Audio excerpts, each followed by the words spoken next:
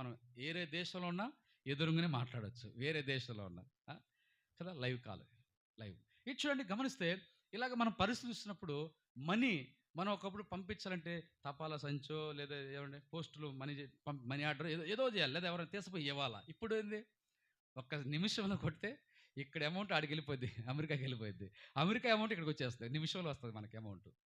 చూడండి, అంటే ఎంత టెక్నాలజీ పెరిగిపోయింది.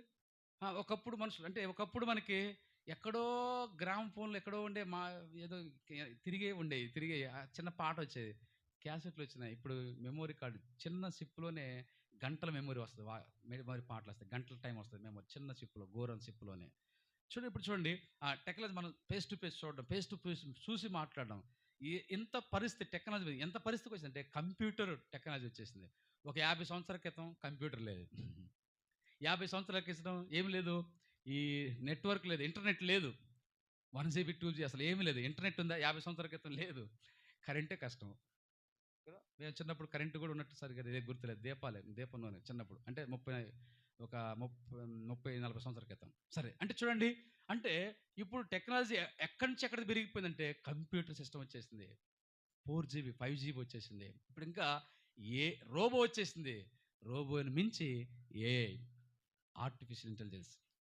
ఎంత పరిస్థితి అంటే మనుషులు చేసే పనులు రోబోలు చేస్తున్నాయి కదా, మనుషులు చేసింది. ఇంకా విచిత్రం అంటే మనుషులు, స్త్రీలు గర్భం ధరించి పిల్లలంటే ఇప్పుడు ఏదో రోబో కూడా గర్భం ధరించి బిడ్డను కంటుందంట. ఇది ఇంత విచిత్రమో చూడండి.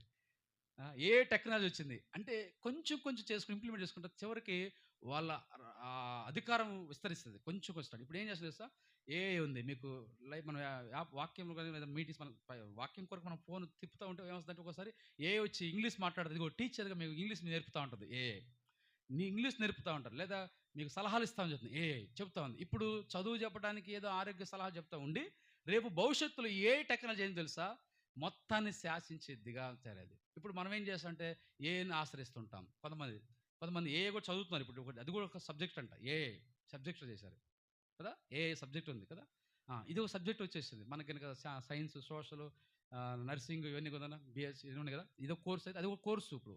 అంటే ఇప్పుడు ఏంటంటే వాళ్ళు టెక్నాలజీ అంటే ఈ కోర్స్ చదువుతూ ఈ తర్వాత ఏం చేస్తారంటే ప్రపంచం మొత్తాన్ని తన స్వాధీనపరుచుకొని దానికి బానిసలుగా అయిపోతారు మానవులందరూ. టెక్నాలజీకి అంతగా చివరికి దాని టెక్నాలజీకి వెళ్ళిపోయి అదే శాసిస్తుంది రేపు ప్రపంచాన్ని పరిపాలన. బైబిల్ ప్రకటనలో ఉంది, ప్రతిమకు మొక్కుతారంట. ప్రతిమ అంటే ఏంటి? మనిషి కాదు. ప్రతిమ అంటే ఏంటి? బొమ్మ, రోబో బొమ్మ, బొమ్మ. దేవుడు సృష్టించే మనిషి వాళ్ళకి ఆత్మ ఉందా? లేదు. ఒక బొమ్మ, ప్రతిమ, రోబో, అందుకే ప్రతిమ మాట్లాడుతుందన్నాడు, ఈ ప్రతిమకు అధికారం ఇస్తుందన్నాడు ప్రకటన గ్రంథంలో. అందుకే చూడండి ఎంత టెక్నాలజీ పెరిగిపోయిందో చూడండి. ఒక బొమ్మ మాట్లాడుద్ది, ఓ బొమ్మ అనేకులకు అధికారం చలాయిస్తుంది, పరిపాలన చేస్తుంది, రాజ్యం ఏర్పాటు చేస్తుంది. అంటే చూడండి, ఇవన్నీ కూడా యేసుప్రభు రాకడకు సూచనలు. జ్ఞానం పెరిగిద్ది అన్నాడు దాని గ్రంథంలో. తెలివి అధికమైద్ది మనుషులకు. తెలివి అధికమవుతుందా కావట్లేదా? ఈ చిత్రమైన సంగతి ఏంటంటే కంప్యూటర్ పరంగా, లోకపరంగా తెలివి అధికమవుతుంది. తినగా ఇది సామెత చెప్పారు, ఏమనంటే చింతకాయ అంట బాగా చదువుకున్న తర్వాత ఏమన్నాడు, ఇదేంది ఇంత వంకరగా ఉందనంట చింతకాయని చూసి. చింతకాయన త్వరగా కాకరకాయ అన్నాడట. తర్వాత చదువుకున్న తర్వాత ఏదో అన్నాడట, కీకరకాయ ఏదో అన్నాడట. అంటే దీని అర్థమైంది, చదువుకు ఆపోజిట్ చెప్పట్లా, ఉన్న పరిస్థితి చెప్తున్నాను. చదువుకు ఆపోజిట్ కాదు ఇప్పుడు, అర్థమైంది. అంటే చదువుకున్న తర్వాత ఏమవుతుందంటే లోక జ్ఞానం పెరుగుతుంది, పెరుగుతుంది, టెక్నాలజీ పెరుగుతుంది. మనం చూడలేని, వినలేని ఆశ్చర్యమైన సంగతులు మన ప్రపంచంలో వచ్చేసినాయి. టెక్నాలజీ ఎంత టెక్నాలజీ అంటే అమెరికా ఇజ్రాయెల్ టెక్నాలజీ ఎవరు మించలేరు. అసలుకి ఎవరు మందుగులు సామాగులు ఆయుధాలు వేసిన ఆకాశంలోనే అయ్యే పేల్చేస్తుంది. అదంతా టెక్నాలజీ చూడండి. Iron dome system. టెక్నాలజీ పెరిగిపోతుంది. అయితే విషయం ఏంటంటే అశిష్టం అంటే లోకంలో జ్ఞానం పెరుగుతుంది, లోకంలో తెలివి బైబిల్లో రాబడి తెలివి అధికమవుతుంది, కానీ దేవుణ్ణి గూర్చిన తెలివి అధికంగా అట్లా. అది విచారం. మీకు అర్థమవుతుందా? దేవుని గూర్చిన జ్ఞానం అధికంగా అట్లా, వాక్యాన్ని గూర్చిన జ్ఞానం అధికంగా అట్లా. కొంతమందికి ఉంది కానీ చాలామందికి అధికంగా అట్లా. ఇప్పుడు ఎక్కువ శాస్త్రవేత్తలు వాళ్ళు దేవుళ్ళు లేరంటారు, తెలుసా? అది ఏ జ్ఞానం? లోక జ్ఞానం. చాలామంది కలెక్టర్, ఐఏఎస్, పిహెచ్డీ చేశారు, చేయండి, తప్పులేదు, చేయమని వద్దంటలా, వ్యతిరేకం కాదు. అయితే వాళ్ళు చాలామంది యేసుప్రభుని నమ్మరు, వేరే వాటిని నమ్ముతారు. మరి ఎక్కడ జ్ఞానం ఉంది చెప్పండి? చూడండి, అంటే అర్థం ఏంటంటే లోక జ్ఞానం ఉంది. అయితే దేవుని జ్ఞానం తగ్గిపోతుంది. అది విచారం.